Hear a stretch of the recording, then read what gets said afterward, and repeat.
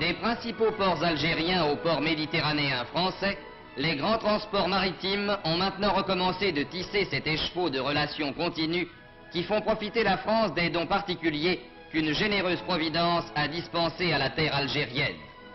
De décembre au milieu d'août, les quais de Marseille, la rade de Sète, éternellement inondée de soleil, les bassins de Port-Vendre voient arriver les puissantes unités de cette véritable escadre commerciale qui apporte en France, et de là souvent plus loin, d'énormes quantités de fruits et de légumes frais.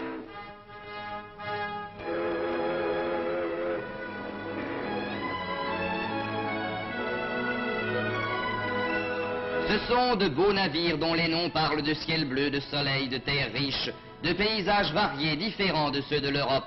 De beaux navires dont les flancs recèlent ces richesses sensibles aux plus délicats que sont les primeurs et les fruits. Des primeurs et des fruits venant du pays lointain qui les produit grâce à un climat généreux, au labeur acharné de tous ses fils et dont la vocation est de les produire et de les exporter à une époque où d'autres pays moins favorisés en sont privés. Car alors que l'hiver sévit encore sous le ciel européen, l'Algérie récolte à profusion pommes de terre, carottes, artichauts, pois, haricots verts, tomates. Lorsqu'en France, les vergers fleurissent à peine, les courriers d'Algérie transportent des cerises et des abricots que le soleil a fait mûrir en avance et qui sont en Europe les annonciateurs du printemps. Et quand la neige et le verglas recouvrent les campagnes européennes, les oranges, les mandarines, les clémentines et les citrons, les figues sèches et les dattes au goût de miel mettent sur les tables par leurs brillantes couleurs un rayon de soleil.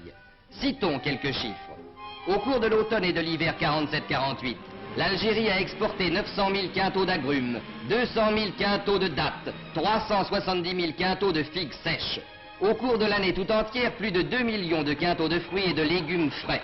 Pendant le seul printemps de 1948, 700 000 quintaux de pommes de terre nouvelles apportées d'Algérie ont été déchargés par les palans des ports français et britanniques. À point important s'il en est, apporté au ravitaillement des populations privées à ces époques de légumes et de fruits. Intervention d'une valeur plus importante encore dans la nourriture des enfants, qui peuvent trouver en plein hiver, dans la friandise éblouissante d'une orange ou d'une mandarine, les vitamines indispensables qui les protègent des maladies et assurent leur développement harmonieux. Mais au temps où nous vivons, le courrier maritime n'est qu'un lent marcheur lourdement chargé. L'avion possède d'autres mérites qui passent dans les mots rapidité, vitesse. Et dans l'air, les courriers d'Algérie tracent un autre réseau dont les fils s'étendent aujourd'hui jusqu'aux capitales du Nord. Chaque jour, les aéroports, ces grandes gares aériennes des villes d'Europe, peuvent voir se poser les cargos de l'air qui, sans secousse et sans heurts, apportent en quelques heures les primeurs et les fruits récoltés la veille. C'est que l'avion est le transporteur idéal des produits de qualité dont l'Algérie peut se targuer d'être la grande productrice. Les conditions de fraîcheur, de stabilité, de transport rapide et parfait sont par l'avion garanties. Sans délai, fruits et primeurs peuvent passer du centre de production algérien au centre de consommation européen. Et les tables d'outre-mer peuvent se couvrir, comme dans les légendes, de fruits et de primeurs qu'on vient de cueillir au jardin, bien que le jardin soit à plus de 2000 kilomètres.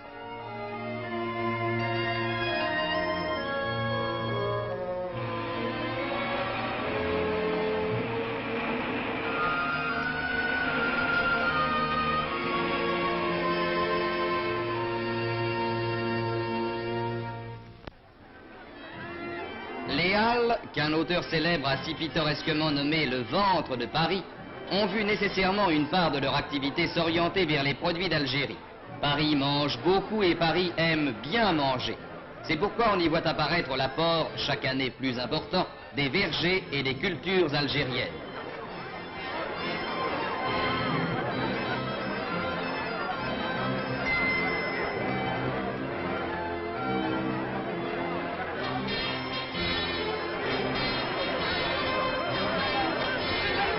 Mais Paris n'est pas un exemple isolé. Toutes les grandes villes aujourd'hui veulent participer aux dons de l'Algérie. À l'ombre de Notre-Dame de la Garde, Marseille connaît sur ses marchés les produits algériens dont les pittoresques peseurs jurés, à l'aide de ces balances romaines dont l'antique fossé garde le culte, vont d'éventaire en éventaire certifier le poids.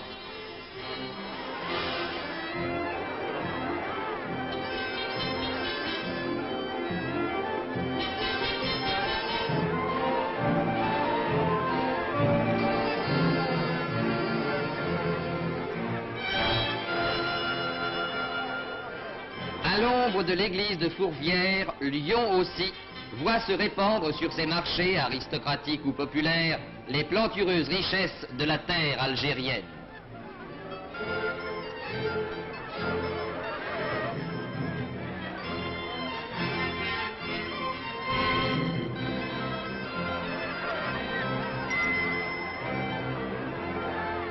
Et partout maintenant, les vitrines des magasins de qualité se font honneur de présenter à leur clientèle ces produits choisis, dont la sélection certifie ou confirme la qualité et dans la production desquels l'Algérie tient la première place.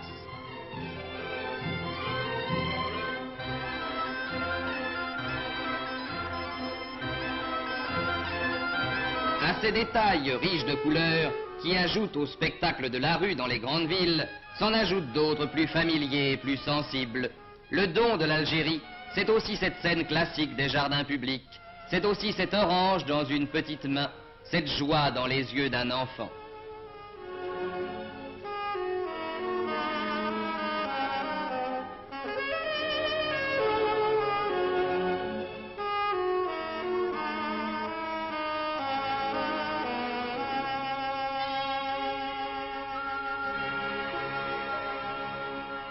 C'est que tout a changé sur cette terre où voici moins de 100 ans des marécages s'étendaient un peu partout, couvrant des milliers d'hectares de terrain, faisant régner en permanence le paludisme et les épidémies génératrices d'une effrayante mortalité, qu'on songe en effet que la mort fauchait régulièrement de 30 à 40% de la population européenne.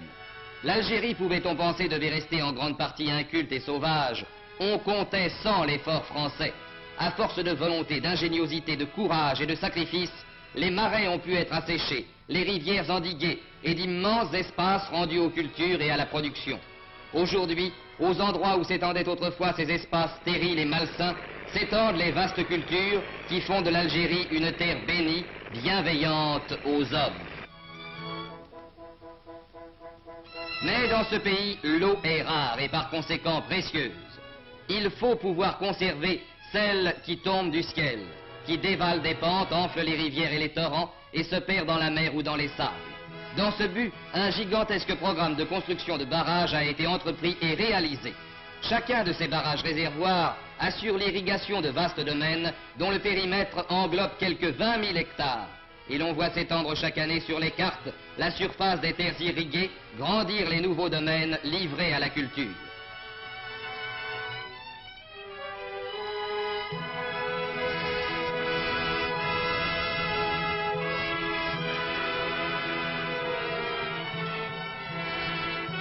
Derrière les constructions cyclopéennes de cet ensemble considérable, dont le modernisme et l'importance confèrent à l'Algérie l'une des premières places dans le domaine de l'équipement hydraulique, l'eau des torrents peut s'accumuler pendant la saison des pluies pour être réservée et employée à bon escient au temps de la sécheresse.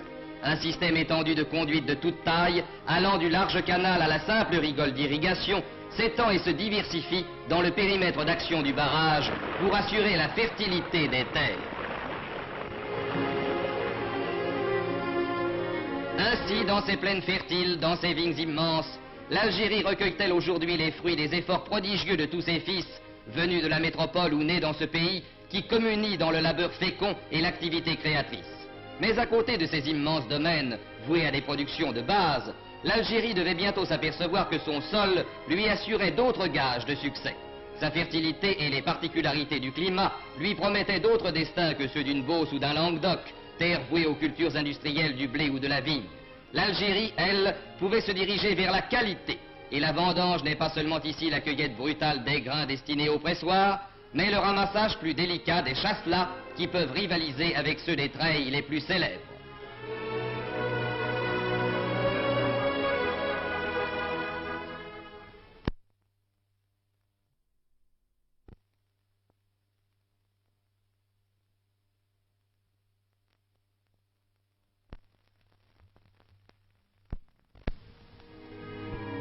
L'olivier a fait des progrès, et dans le nombre et dans la qualité.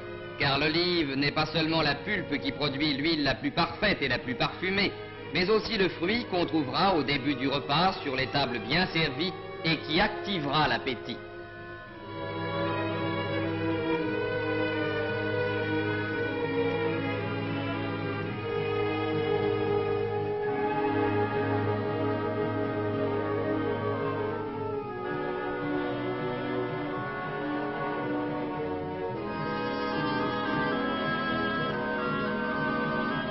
les orangeraies médiocres d'autrefois ont fait place à de magnifiques vergers régulièrement plantés et particulièrement soignés. Et l'heure de la cueillette de ces fruits d'or, qui ressemblent à ceux dont parle la légende des Hespérides, est un spectacle bien fait pour évoquer les terres bénies, où l'abondance et la beauté se confondent dans le décor de lumineux jardins.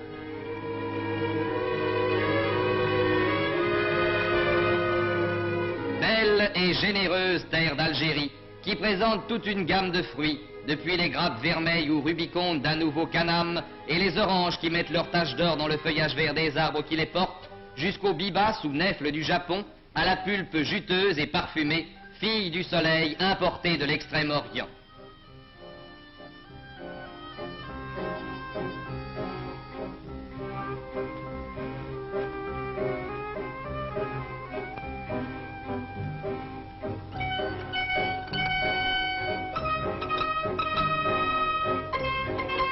Belle et généreuse terre d'Algérie, qui offre sur les routes du sud ces étonnantes palmeraies, symphonies d'ombre et de lumière, surgies comme par miracle des sables brûlés du désert.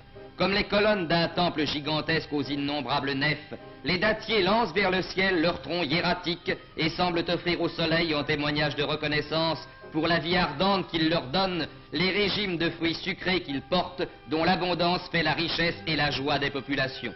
Qui goûte aux dattes, sans sourdre en lui impétueux et tenace, le désir de connaître les oasis ensoleillées qui retentissent sans fin du murmure de l'eau fraîche courant dans les séguias. Belle et généreuse terre d'Algérie, qui offre au sortir de l'hiver les cerises écarlates des étés d'Europe.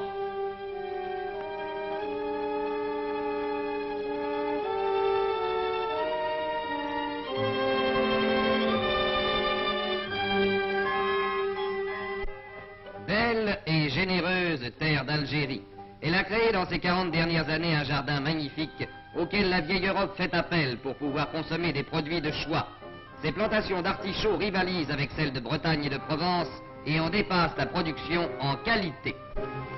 Ces plantations de tomates s'étalent sur de grandes superficies dans les plaines littorales et montrent leurs pieds chargés de fruits écarlates qui iront, après sélection et dans des emballages soignés, répondre à l'appel du consommateur. Car tous ces produits de choix ont droit à des soins particuliers, propres à préserver leur qualité et leur fraîcheur, à leur faire tenir avec avantage le rôle d'ambassadeur de la qualité algérienne auquel ils sont destinés. C'est pourquoi, et de plus en plus, s'est instauré en Algérie un vaste effort de sélection, de conditionnement et de présentation destiné à entourer de toutes les garanties désirables les produits qui doivent faire son renom et servir sa prospérité. Aussi, sont-ils traités avec soin, suivant des règles qui en fixent les standards, qui en exigent un tri soigneux, une présentation parfaite, dans des emballages judicieusement choisis pour chaque type de fruits ou de légumes.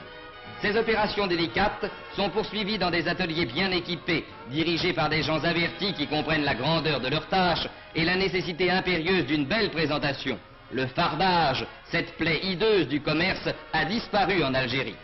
Voici un atelier de conditionnement de dattes, qui permet de suivre les opérations auxquelles sont soumises des dattes d'Algérie, dont la plus belle qualité porte le nom radieux de Deglet Nour, qui se traduit en langue française par doigt de lumière.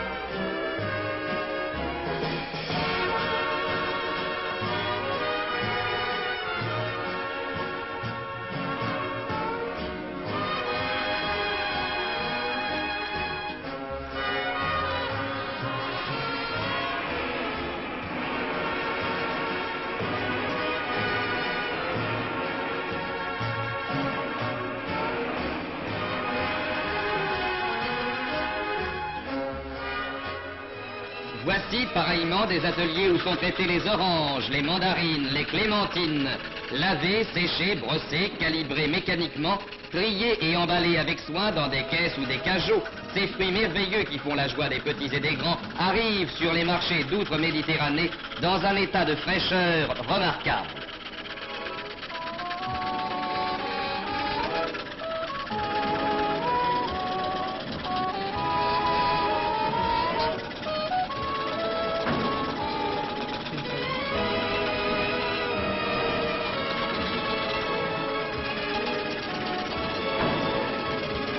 les autres fruits, nèfles, cerises, abricots, prunes, raisins, chasselas, sont traités avec les mêmes soins, avec, peut-on dire, le même amour, avec le désir ardent qu'ils arrivent à destination en parfait état pour la délectation du consommateur lointain auquel ils sont destinés.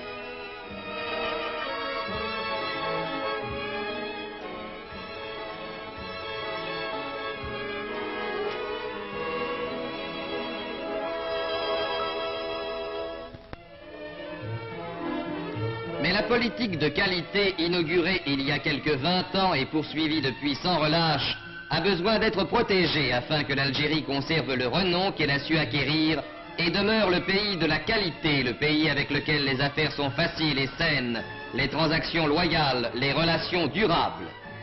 C'est pourquoi elle a accompagné la standardisation obligatoire de mesures de contrôle qui assurent le respect de la réglementation instituée. Ces mesures de contrôle entrent dans les attributions des fonctionnaires de l'Office algérien d'action économique et touristique, plus connu sous le nom d'OFALAC, et qui est placé sous la haute autorité du gouverneur général de l'Algérie.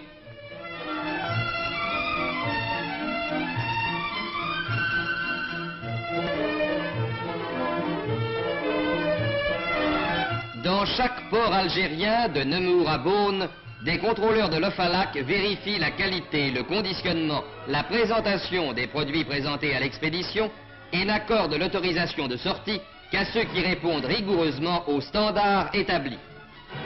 Et c'est pourquoi, grâce à l'ampleur et à la sévérité de ces mesures, à la mise en pratique d'une réglementation stricte, l'Algérie, après avoir amélioré hautement sa production, continue chaque jour à développer la place qu'elle a prise dans l'exportation des produits de qualité. C'est pourquoi, qui consomme les fruits et les légumes d'Algérie qui partent chaque semaine par milliers de quintaux pour traverser la mer, ne peut discuter la valeur de l'aliment de choix qui lui est proposé. C'est pourquoi chaque consommateur a l'assurance d'acquérir un produit dont la qualité, la présentation, l'emballage ont été rigoureusement contrôlés.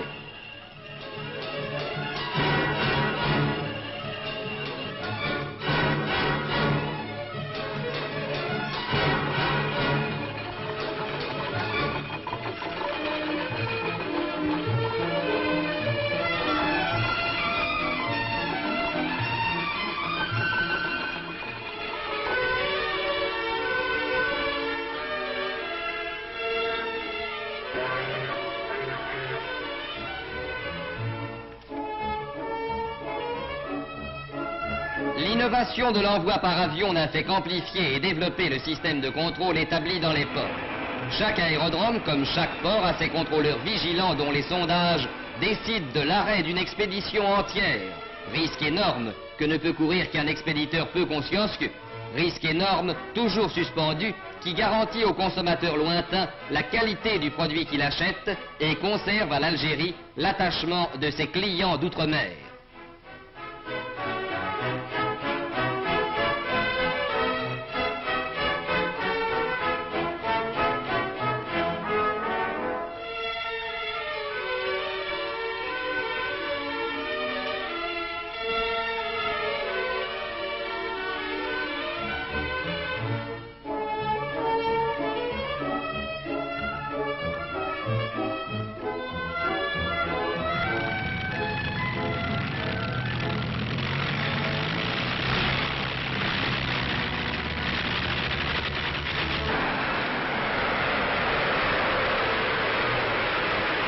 Ainsi, l'Algérie s'est-elle, dans la grande bataille économique, acquis des possibilités nouvelles d'expansion et de succès en jouant avec maîtrise la carte de la qualité. Et le plus bel éloge qu'elle convoite est celui qui se traduirait devant un beau fruit par une phrase toute simple et qui viendrait inconsciemment aux lèvres, une petite phrase toute simple qui serait « c'est un produit d'Algérie ».